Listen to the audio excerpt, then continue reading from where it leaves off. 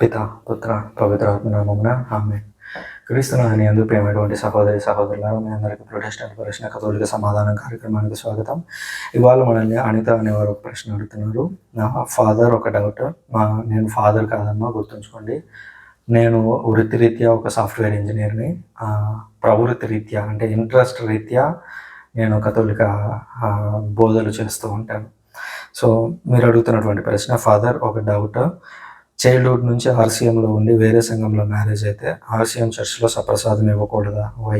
ఇది చాలా బాధగా అనిపిస్తుంది. సప్రసాదం ఇవ్వకపోతే ఎందుకు ఏడుపు కూడా వచ్చేస్తుంది నాకు అని అన్నారు. సో మీకు ఈ విధంగా కలగడం నిజంగా బాధాకరం. మీరు పెళ్లి కాకముందు ఒక క్యాథలిక్గా ఉన్నారు, పెళ్ళైన తర్వాత మేబీ ప్రొటెస్టెంట్ చర్చ్కి వెళ్తూ ఉన్నారు. సో మీకు ఇప్పుడు దివ్య సప్రసాదం ఇవ్వలేదు, దానివల్ల మీరు బాధపడుతున్నారు. నిజానికి ఇది మేము కూడా బాధపడాల్సినటువంటి అంశం. కాకపోతే ఇక్కడ ఒక విషయాన్ని మనం క్లియర్గా అర్థం చేసుకోవాలి. క్యాథలిక్ చర్చ్లో మొత్తం 7 దివ్య సంస్కారాలు ఉన్నాయి. దివ్య సంస్కారాల్లో పెళ్ళి అనగా జ్ఞాన వివాహము, దివ్య సప్రసాదము, ఈ రెండు కూడా ముఖ్యమైనటువంటి అంశాలు. సో పెళ్ళి అనేది క్యాథలిక్ చర్చ్లో జరగకపోతే అప్పుడు అదేమవుతుందంటే ఫెయిత్కి భిన్నంగా, కథోలిక విశ్వాసానికి భిన్నంగా కథోలికేతర సంఘంలో జరిగినటువంటి పెళ్ళిగా పరిగణించబడుతుంది. కథోలిక విశ్వాసానికి ప్రొటెస్టెంట్ విశ్వాసాలకి కొన్ని మౌలిక డిఫరెన్స్లు ఉన్నాయి.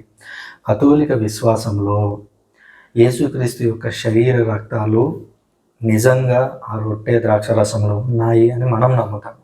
కానీ ప్రొటెస్టెంట్ సోదరులు అది కేవలం ఆచారం అని నమ్ముతారు.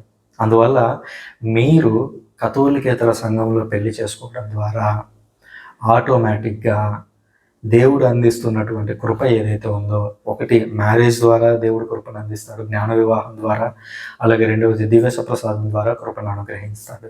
ఈ రెండింటికి మనము ప్రొటెస్టెంట్ సంఘంలోకి వెళ్ళడం ద్వారా రెండింటికి దూరం అయిపోయాము. ఇది ఒక పెద్ద సమస్య. అందులో భార్యకి క్యాథలిక్ చర్చ్కి రావాలని ఇంట్రెస్ట్ ఉంటుంది, కానీ భర్త పితృస్వామ్య సమాజం కాబట్టి భర్త చెప్పినట్లుగా ప్రొటెస్టెంట్ సంఘాలకు వెళ్ళాల్సి వస్తూ ఉంటుంది. సో ఇది నిజంగా బాధాకరం. అయితే దీనికి ఒక చిన్న పరిష్కారం కూడా, ఒక హోప్ కూడా మనకు కనిపిస్తుంది. జర్మనీలో అక్కడ ఉన్నటువంటి బిషప్లు ఏం చేశారంటే, ఒకవేళ ఒక మహిళ లేదా ఒక పురుషుడు వాళ్ళు మొదటగా క్యాథలిక్ చర్చికి చెంది ఉండొచ్చు, కానీ వాళ్ళు బయట సంఘంలో పెళ్లి చేసుకున్నప్పుడు ముందు నుంచి ఎవరైతే క్యాథలిక్గా ఉన్నారో వాళ్ళు క్యాథలిక్ చర్చ్కి వచ్చి పెళ్ళి అయిన తర్వాత కూడా దివ్య సప్రసాదం స్వీకరించవచ్చు అని వాళ్ళు అక్కడ తీర్మానం చేశారు. అలా అందిస్తున్నారు. అది మన క్యాథలిక్ చర్చ్లో కూడా వస్తే బాగుండు అని నాకు కూడా అనిపిస్తూ ఉంది. అయితే మీరు ఒకసారి మీకు దగ్గరలో ఉన్నటువంటి చర్చికి వెళ్ళండి. అక్కడ ఉన్నటువంటి ఫాదర్కి మీ విషయం అంతా చెప్పండి. నేను చిన్నప్పటి నుంచి క్యాథలిక్ చర్చ్లో పెరిగాను, కానీ పెళ్ళి బయట జరిగింది, అందువల్ల నాకు ఈ దివ్య సప్రసాదం నిరాకరిస్తున్నారు, దీనికి నేనేం చేయగలను అని మీరు అడగవచ్చు. ఒకవేళ గురువు దానికి పరిష్కారం చూపలేకపోతే మీరు బిషప్ గారికి ఒక లెటర్ రాయొచ్చు. ఆయన ఉండేటువంటి అడ్రస్కి మీరు ఒక లెటర్ రాయొచ్చు. లేదా మీరు డైరెక్ట్గా బిషప్ దగ్గరికి వెళ్ళి బిషప్తో మాట్లాడవచ్చు. తండ్రి గారు, ఇది నా పరిస్థితి అని అంటే ఆయన ప్రత్యేకంగా మీకు అవకాశం కల్పించడానికి ఆయనకు అధికారం ఉంది.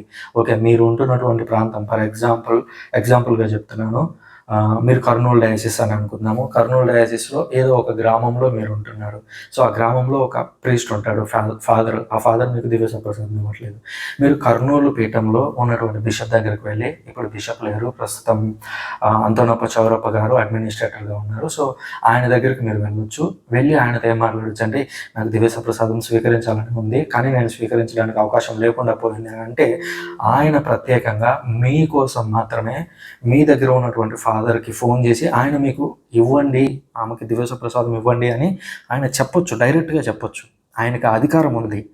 కాబట్టి మీరు ఒకసారి ఆయన్ని కలిస్తే మీ అంశం ఖచ్చితంగా పరిష్కారం దొరుకుతుంది మీ సమస్యకు అనేది నా అభిప్రాయం. Thank you very much. పిత పుత్ర పవిత్రాత్మ నామమున ఆమేన్.